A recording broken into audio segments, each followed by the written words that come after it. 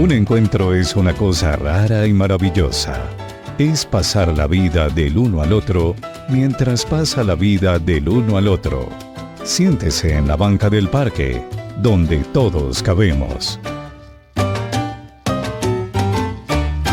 Hoy nos sentamos en banca y hablamos de la vida, pero hablamos de la vida desde unos ojos que llevan la educación popular a otro nivel. Hablamos aquí en Banca del Parque Radio, esa mirada de hombre en la educación popular, pero también en las búsquedas que hay en las víctimas de Estado. Estaremos hablando muchísimo más y de otros temas. Entonces, lo primero que usted debe hacer es sentarse en esta banca y contarnos cómo se siente hoy. Yo soy Jacdy López y les doy la bienvenida.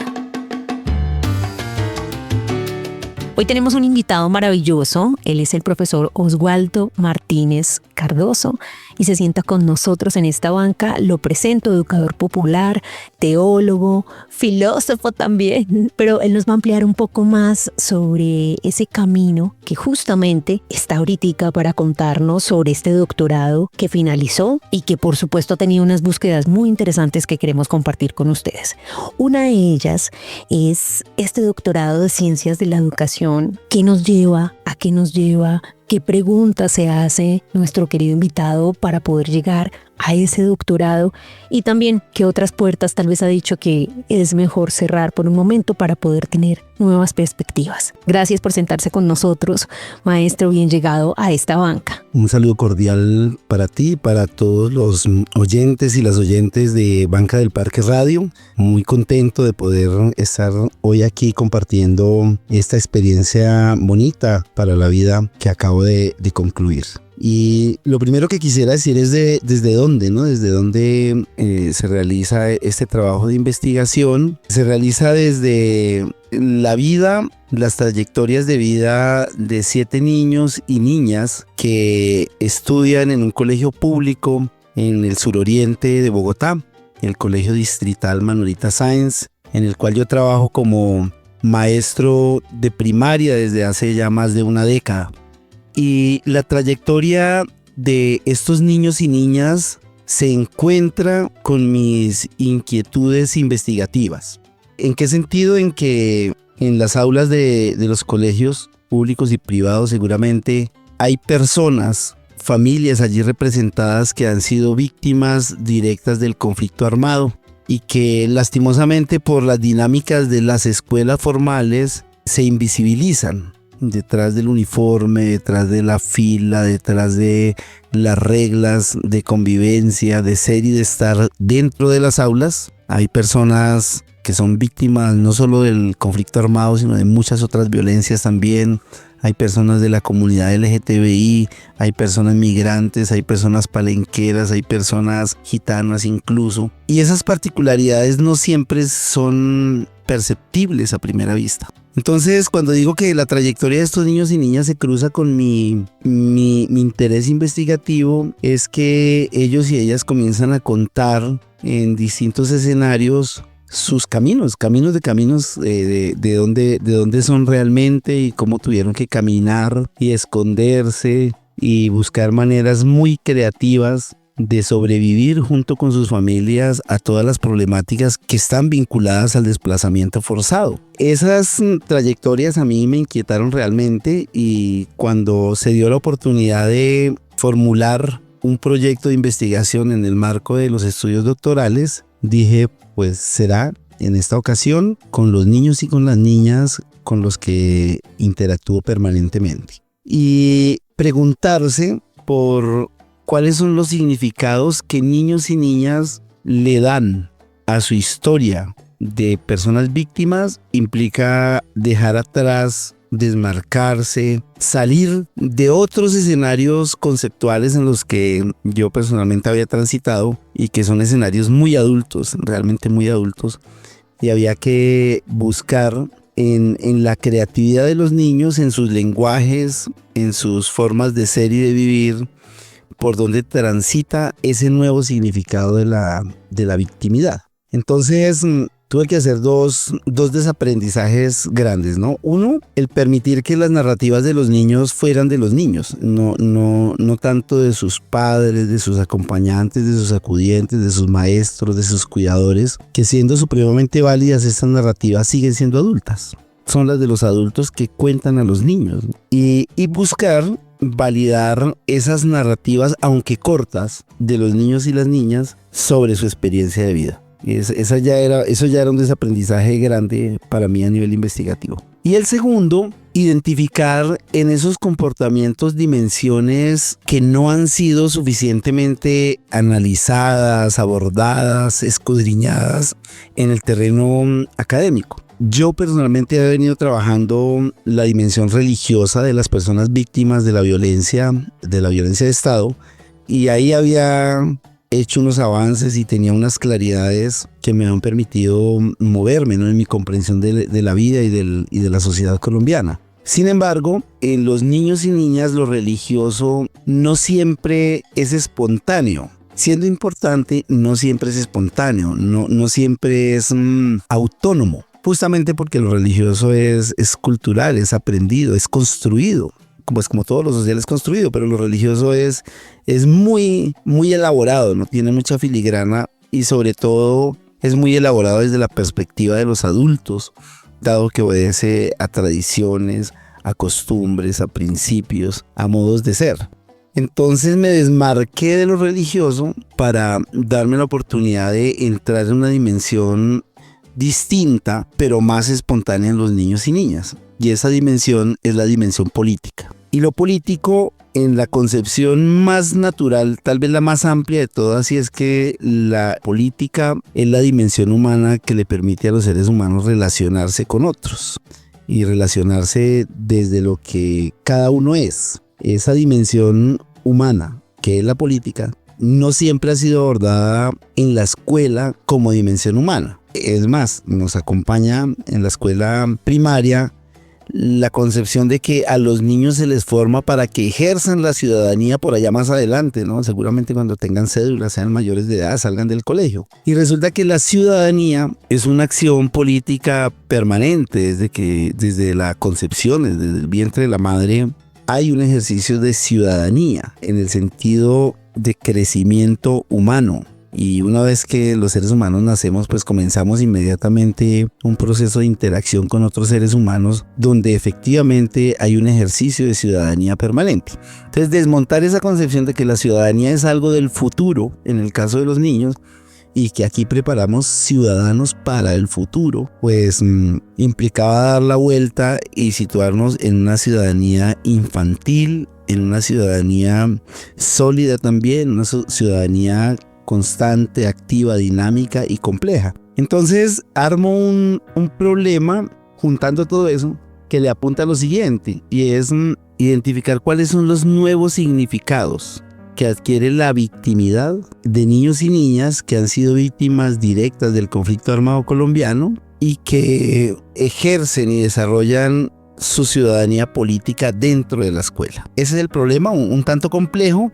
Sin embargo, al desbaratarlo va quedando una cosa muy bonita, muy interesante, y es que los niños y niñas que han sufrido directamente las consecuencias y los efectos del conflicto tienen unas formas diferentes, particulares, de ejercer su ciudadanía política dentro de la escuela.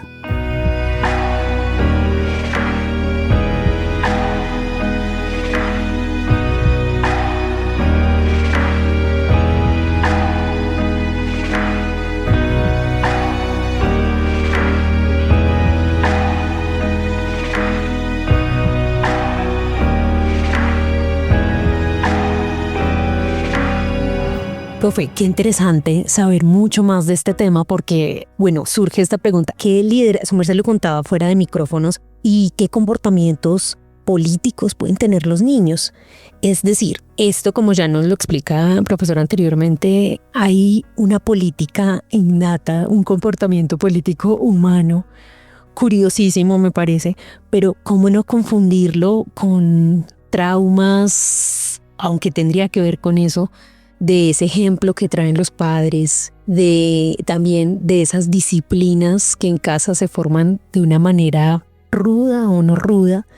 ¿Cómo llegó, profe, hasta eso? Bueno, yo había escuchado en algunos escenarios sociales, culturales y académicos, había escuchado ese término, subjetividad política, pero yo personalmente no era muy afecto a identificar eso en las personas, no era el campo pues de mi interés. Sin embargo, cuando veo que los niños y las niñas, después de varios años de trabajo con niños y niñas, tienen una palabra diferente y casi siempre diferente, contraria en muchos casos a las posturas que los adultos tenemos. Y nosotros los adultos dentro de la escuela y los adultos en la sociedad, en la casa, en la familia, nos hemos considerado dueños no solo de la verdad, sino de la razón y de lo correcto.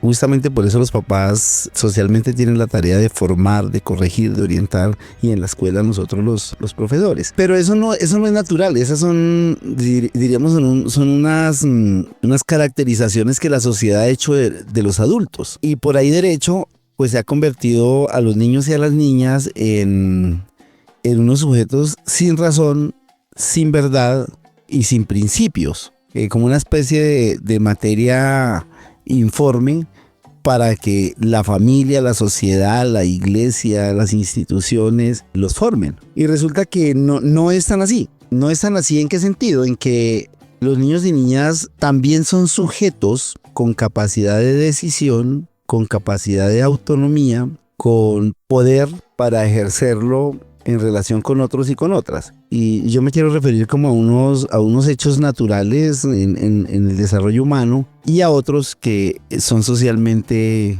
construidos por los niños y niñas. Ese primer grito que las familias buscan, mamá, papá o quien atiende un parto, una partera, ese primer llanto que se está buscando, pues no es otra cosa que pedirle a ese nuevo ser humano que diga algo, que demuestre que está vivo, que se pronuncie, pues se pronuncie con el lenguaje que tiene, que es un grito, el llanto, ¿no? Y de ahí en adelante el llanto va a ser la manera de comunicarse. Ya los psicólogos saben más del asunto, pero yo quiero es hacer una lectura política de ese lenguaje. Y el llanto se va a convertir en la vida. No solamente de los niños y niñas, en la vida. El llanto se va a convertir justamente en una posibilidad de decirse políticamente, de decir las emociones, de decir la tristeza, de decir la alegría, de decir no entiendo por dónde es que va la vida, o de decir por qué me pasa esto o aquello que no estábamos esperando, o de decir la frustración. Eso para decir que el lenguaje del llanto que atraviesa la vida del ser humano de comienzo a fin es un lenguaje altamente político, altamente político. Luego, lo que para nosotros los adultos duele tanto, que es la desobediencia, el niño o niña que se nos sale de los cánones establecidos, pues para nosotros puede llegar a ser un antisocial. Para nosotros, digo, y para el canon adulto, el canon escolar, el canon religioso, el canon de lo establecido. Y si nos diéramos la oportunidad de ver ese tipo de desobediencias infantiles como reafirmación política, pues lo que estaríamos viendo es a personas con una altísima capacidad de decisión y de desafío de las grandes estructuras. Me quiero remitir a cosas dentro de la escuela, o sea, un niño que es capaz de confrontar la formación, el horario de clase y decir, me voy a jugar fútbol mientras el resto está en clase o me escapo del... Claro, es para nosotros, insisto, marcados en la regla, pues este no cabe aquí porque se sale, él mismo se sale. Pero con esa salida está realmente haciendo un desafío grandísimo a la estructura. Y si uno puede orientar esa capacidad de decisión, ayudar a orientar esa capacidad de decisión, muy seguramente tendremos también líderes sociales más adelante capaces de desafiar estructuras mayores, por ejemplo de injusticia, por ejemplo de dominio, por ejemplo de poder económico, de poder cultural. Entonces, insisto, identificar lo político en los niños y niñas le exige a la escuela y a la sociedad situar lo político también en los niños y las niñas y no situarlo siempre en los adultos, aunque el animal político comienza a los 18 a los 21 años, ¿no? El animal político, el ser político comienza del momento mismo de la concepción y tiene muchas formas de manifestarse. Ahora bien, lo político unido a la mirada de la vida y al trayecto de la vida, en el caso de los niños que han sido víctimas directas del conflicto, está acompañado de unas preguntas mayores, muy, muy profundas, muy complejas. Voy a citar dos nada más que pueden dejar a la audiencia inquieta. Porque si mi papá era firmante del acuerdo de paz, él ya había hecho de la paz, ¿por qué me lo mataron? Ahí hay una pregunta muy profunda que incluye una categoría inmensa que es la paz, y una niña que es consciente de que su papá había sido combatiente, había sido firmante del acuerdo de paz y sin embargo lo mataron. Y otra pregunta, ¿por qué a los desplazados no nos arriendan fácilmente una habitación aquí en el barrio? O sea, quien pregunta eso a los 5, 6 o 7 años, sencillamente está poniendo en evidencia el comportamiento de la sociedad frente a la población víctima del conflicto armado. Entonces, ese tipo de preguntas dicen, ahí efectivamente hay un niño, hay una niña, claro que sí, pero lo hay con una trayectoria de vida que le marcó su horizonte y que le va a marcar la perspectiva existencial de ahí en adelante.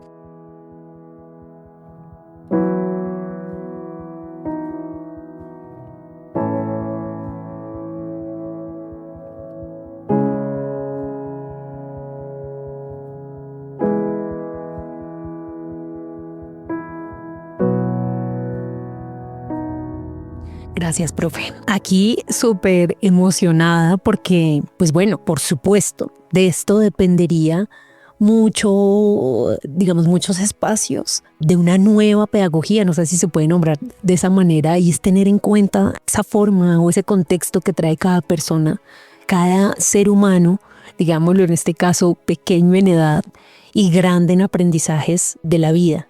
Pero nos vamos a volver un poco para contextualizar un poco más a la audiencia, profe, y es el profe Oswaldo viene estudiando toda esta parte de teología, filosofía, pero su educación, la educación que brinda son ciencias sociales y educación popular, siempre cercano también a estas familiaridades, a estas humanidades. Profe, ¿cómo llega a esta investigación en el doctorado?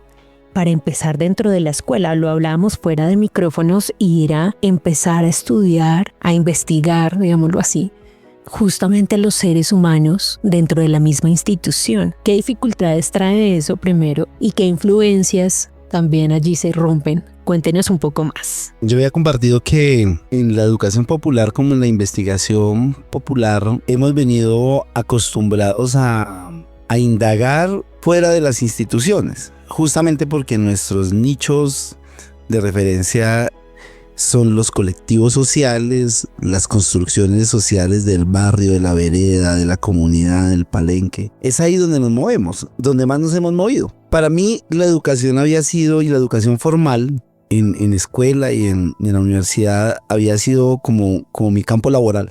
Yo trabajaba y vivía gracias a la enseñanza y al aprendizaje dentro de la escuela, pero no me había dado la oportunidad de investigar dentro de la escuela. Entonces se juntaron aquí dos circunstancias históricas. Una, que el doctorado exigía que el trabajo de investigación se realizara dentro de una institución educativa, pues dado que eran ciencias de la educación y que sería importante contar con una comunidad educativa de referencia. Entonces, bueno, eso ya a mí me puso a decidir en dónde, y dije, pues qué mejor que hacerlo en el escenario en el que yo trabajo. Primero, el aprendizaje ahí grande. Segundo, mis trabajos de investigación habían sido siempre con personas adultas, con mujeres viudas en el llano, con animadores campesinos cristianos en el Tolima, con víctimas de la violencia de Estado en distintas regiones del país, hasta con personajes de la literatura, pero adultos todos adultos. No me había dado esa oportunidad de indagar por todas las dimensiones de la vida dentro de los seres humanos, niños y niñas. Pero ya llevaba 10 años trabajando como maestro de primaria. Entonces, juntar todo eso y preguntar por cómo sucede lo político dentro de los niños y niñas en la escuela, y cómo sucede la victimidad también, que a eso nos referiremos más adelante, la victimidad que, como lo dije hace un instante, puede estar invisibilizada detrás de niños vestidos igualitos, en fila o sentados en fila o en círculo, como se disponga. No siempre esas dimensiones son visibles. Entonces, la primera parte fue un aprendizaje para mí, ¿no? Tomar distancia de unos escenarios ya conocidos y entrar en unos nuevos que estaba conociendo hasta ahora. Y lo otro, dialogar, algunas veces discutir, unas veces dialogar y otras discutir con la escuela. Y cuando digo escuela es con la institucionalidad, con los colegas, maestras y maestros, con las familias, sobre esas dimensiones humanas. No es fácil, porque, insisto, en la sociedad hemos partido las dimensiones y entonces usted dedíquese a enseñar que mi hijo viene a aprender. Más o menos es la concepción de las familias, de la institución. Usted enseñe lo que se le asignó porque pues esa es la organización curricular o institucional. Y poner sobre la mesa un pare así grandote y decir, bueno, sí, el currículo es supremamente importante porque a lo mejor ahí están esos contenidos que todos los seres humanos debemos manejar. Eso no es lo que se discute, sino si para que eso sea posible, para el desarrollo de esos currículos sea posible, no es mejor primero darnos la posibilidad de conocer las trayectorias vitales de quienes estamos en la escuela. Esa ya es una pregunta de fondo, porque en la planeación escolar está que tú entras el primer día y te conoces, te presentas y ahí arranca el currículo hasta noviembre, el desarrollo temático. Pero el conocimiento de los seres humanos y la interacción pareciera que es algo que sucede espontáneamente al margen de los aprendizajes y de las enseñanzas. Entonces, el diálogo pasó por conversar primero con los niños, luego con sus familias y hacer unas negociaciones de sentido. A todo nivel, desde las familias que dijeron, profe, de eso mejor no hablemos. No hablemos porque nos duele mucho, no hablemos porque nos genera inseguridad, no hablemos porque es problemático, o no hablemos porque no queremos hablar de eso. Hasta llegar a un nivel de decir, vale la pena hablar de ello, porque sus vidas son tan importantes como la de cualquier ser humano dentro de la escuela. O sea, hacer esa transformación, insisto, consistió en un proceso de negociación afectiva, de confianza con las familias. Con los niños no tanto porque ellos estaban súper dispuestos todo el tiempo, pero con las familias también había que hacer esa negociación. No tanto para el permiso, sino para que ellos acompañaran el relato con muchas precisiones que por ser adultos las tenían, ¿no? Y con la institución, porque dedicar tiempo para investigar dentro de la escuela exige también hacer unos ajustes, unas reacomodaciones de las planeaciones. Entonces, pues afortunadamente, insisto, el colegio en el que yo trabajo, como muchos otros colegios públicos, afortunadamente posibilitan la práctica investigativa, siempre y cuando no afecte las responsabilidades que están asignadas al maestro. Entonces, la negociación fue ahí. Bueno, y las responsabilidades de enseñar ciencias sociales no pasa acaso también por identificar el sujeto social. Y creo yo que haber llegado con esa categoría sujeto social infantil fue como una llave maestra, porque no se trataba de estudiar a los niños, no, nunca será eso, estudiar a los niños en una perspectiva positivista de ninguna manera, sino de estudiar con los niños su dimensión política. Y eso pasaba por construir metodologías de diálogo desde el círculo de la palabra hasta el juguemos a descansar, juguemos a contar, escribamos. No todo en los niños es juego, eso también es otra creencia que no es tan real. O sea, que todos los niños tienen que ser juego, no. Los niños también pueden hacer debates y también pueden plantear problemáticas y también pueden escuchar, y no necesariamente pasa por el juego. El juego es una estrategia y un lenguaje y una dimensión muy interesante en la infancia, pero no todo pasa por el juego, ¿no? O sea, el relato de vida lleva a los niños también a un nivel de sobriedad y de serenidad muy interesante. Y yo creo que si hay algo que queda como aprendizaje de este trabajo dentro de la escuela, es que los profesores tenemos que darnos la oportunidad, sin afanes, ¿no? Muy despacio, de identificar, de conocer qué subjetividades están dentro de un aula de clases. Yo creo que esa pregunta quedó, y yo creo que el gran aprendizaje colectivo es ese. No solo las visibles, o sea, yo veo un niño negro, un niño indio, y digo, pero bueno, y los que no son tan visibles, el niño desplazado, el niño violado, la niña violada, el niño LGTBI que no ha hecho explícita esa dimensión, están allí, ¿no? Y a mi modo de ver es el primer gran aprendizaje. Y el día de la sustentación me decía una de las personas en el jurado Realmente este tipo de investigación aplicaría para víctimas de muchas otras violencias, ¿no? Y yo creo que sí, hoy lo creo así, ¿no? Las violencias del conflicto armado nos han pegado muy duro a los colombianos, eso es cierto, pero esa no es la única vertiente de la violencia. Hay muchas violencias y muy seguramente la subjetividad política de todos los niños y niñas que han sido víctimas de las violencias tiene sus particularidades.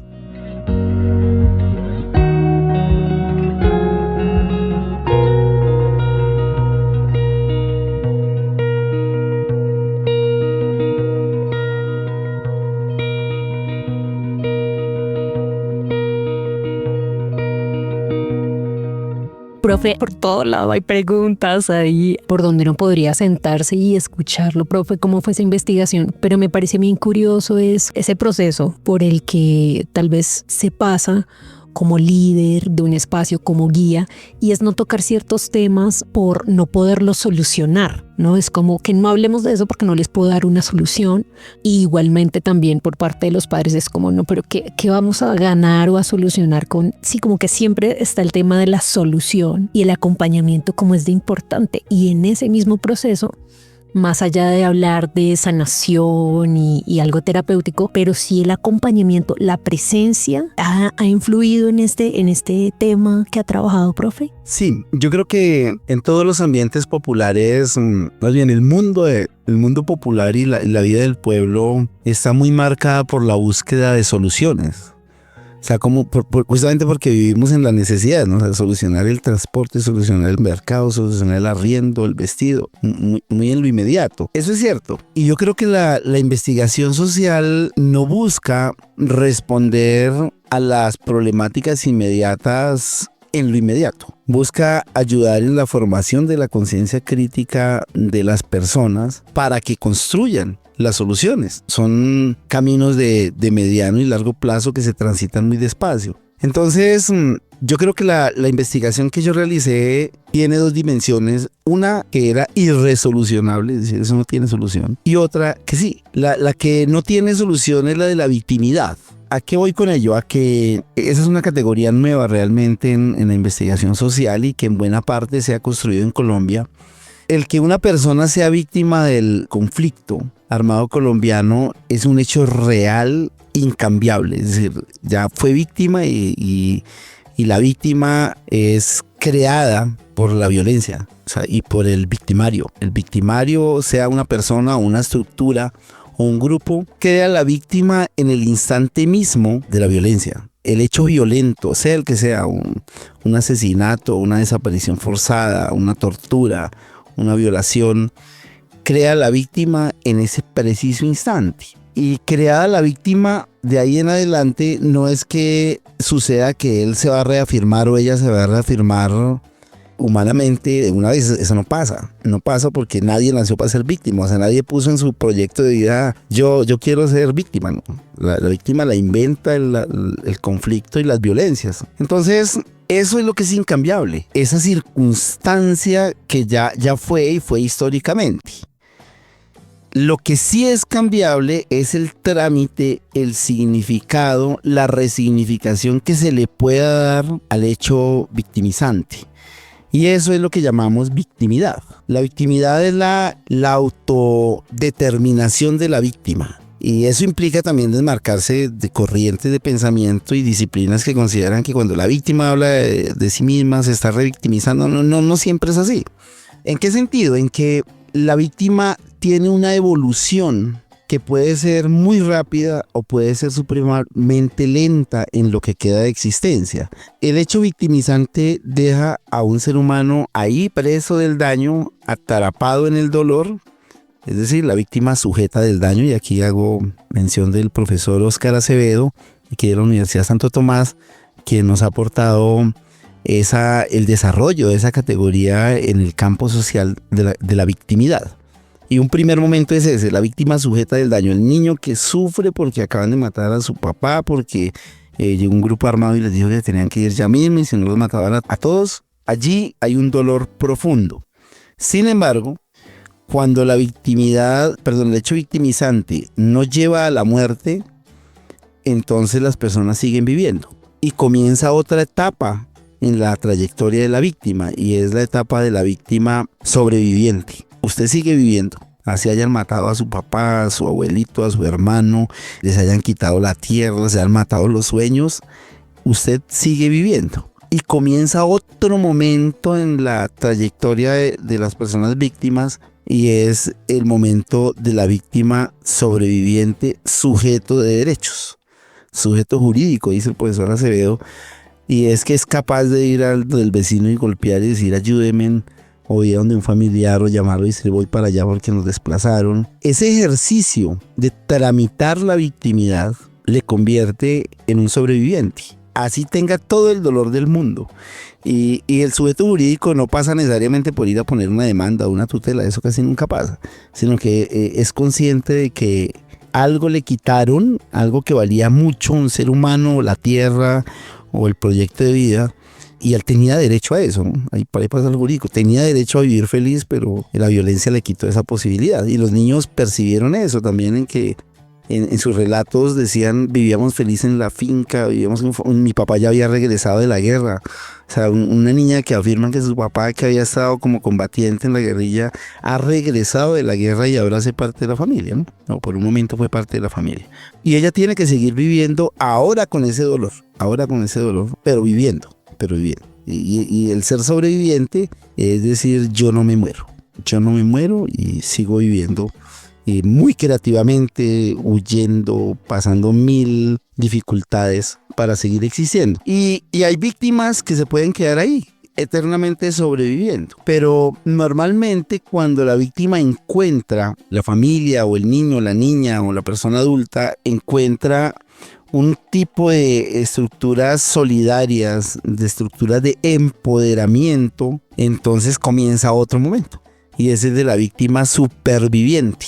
En términos del profesor Acevedo, la víctima sujeto político, que tiene que decir necesariamente que es víctima para reafirmar sus acciones, para reafirmar su mirada de la vida, para reafirmar su necesidad también. Entonces aquí estamos pidiendo una vivienda, protección, que no nos van a matar ahora a nosotros, y resulta que esa historia es común en muchas familias. Entonces ya nos juntamos y viene la víctima como parte de un movimiento social, que en Colombia los tenemos afortunadamente, posibilidades de organizarnos como movimiento, y la víctima que ya comienza a liderar procesos sociales de personas con personas que han vivido esas mismas trayectorias, pues es un sujeto político, es una víctima superviviente que se posiciona desde allí. Los niños y las niñas han hecho ese tránsito también, solamente que esos liderazgos, esa subjetividad política es la que no está visibilizada del todo. Yo me centré en eso y hice este recorrido con los estadios o las fases de la victimidad, para decir que en los niños esa trayectoria estaba como unida a la de los papás. O sea, como si el niño hubiera sido sujeto de dolor con la familia, luego sobreviviente con la familia, pero líder social sí no. Entonces se quedaba ahí. Yo me puse a indagar sobre cómo ejercían el liderazgo infantil los niños y las niñas dentro de la escuela, y me encontré con cosas sorprendentes. Yo no voy a decir aquí buenas o malas, sorprendentes, sí. Un niño quien había visto cómo un grupo armado asesinó a su padre en el patio de su casa, insisto, eso no es historia antigua, eso es del 2016 para acá, es una cosa muy reciente, pues considera que lo que él puede hacer como sujeto es aprender a manejar armas, crecer y vengar la muerte de su padre. Entonces, él convertía todo objeto en sus manos, lo convertía en un arma. Un cuaderno, una escuadra, una carpeta, un lápiz. Todo podía ser un arma y vivía apuntando y disparando para todo lado. Ahí, en ese gesto, pues lo que tenemos es una clarísima expresión de su subjetividad política. Y yo vuelvo y digo para la audiencia, aquí no estoy poniendo todo en el terreno bueno o malo, sino en lo fenoménico. Un niño queriendo expresar que lo que él quiere como proyecto de vida es vengar la muerte de su padre. El colegio está ubicado justo frente a una estación de policía y somos vecinos. El niño salía por la tarde y él iba disparándole con sus cuadernos a todos los uniformados que veía. esa manera de subjetivar la dimensión política es como el grito del nacimiento que mencionamos hace un rato. O sea, el niño diciéndole a la sociedad, esto es lo que yo quiero, esto es lo que yo quiero políticamente, ¿no? Políticamente. Insisto, la tarea de nosotros los educadores en buena parte será orientar esa fuerza, esa potencia que tiene una decisión de ese estilo. En esa misma perspectiva, vamos a mencionar aquí el caso de una de las participantes, una niña que se posiciona desde otro lugar. Ella dice, yo lo que quiero es bailar. Y al comienzo no era muy fácil realmente enlazar ese deseo profundo de bailar con su trayectoria de víctima. Y resulta que los deseos, los gustos, los quereres, las ilusiones de los niños y las niñas siempre están unidos a su trayectoria histórica. Por una razón sencilla, los niños y las niñas es muy evidente que vuelquen sobre lo que hacen lo que han vivido, porque tiene una capacidad grandota de acaparar el significado, el lenguaje. Entonces, si uno ve solo a la niña bailar, pues una excelente bailarina. Ese baile, esa expresión del cuerpo, hay que unirla, es posible unirla a su trayectoria vital. Y entonces cuando ella dice, no, es que a mi abuela le gustaba bailar, a mí de más pequeña, decía ella, me ponían a bailar en el patio de la casa y cuando yo bailo, yo enlazo esos dos momentos. Bueno, es la narrativa la que resuelve esa unión entre la trayectoria de vida y el baile de ahora. Entonces, para esa niña bailar es fundamental. Así como para el otro niño, convertir en un arma de fuego cualquier útil escolar es importante, ¿cierto? Entonces, indagar por lo político dentro de la escuela exigió ir leyendo la trayectoria de vida de esos niños y niñas, dicha en su oralidad, dicha en sus juegos, dicha en sus cuadernos, dicha en sus silencios también, dicha en sus no quiero aprender esto o aquello. Y ahí creo que fuimos aprendiendo que los niños y niñas víctimas sí tienen una manera diferente, particular, de relacionarse con los otros. Por lo tanto, de desarrollar su subjetividad política en una ciudadanía muy particular también.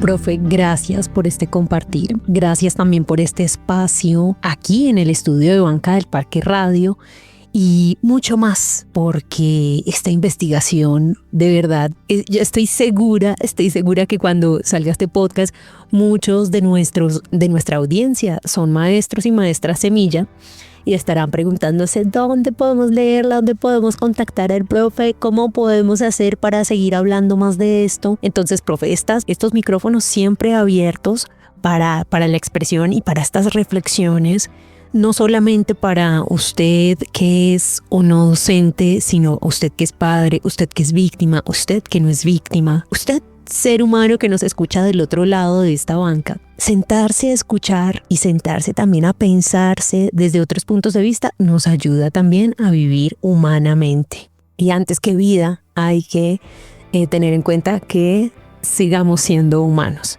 Profe, ¿cuál es la tarea del día de hoy? Yo creo que aquí todos podemos irnos con una tarea, una misión más bien. La primera para mis hermanos y hermanas maestras y maestros, colegas en la labor.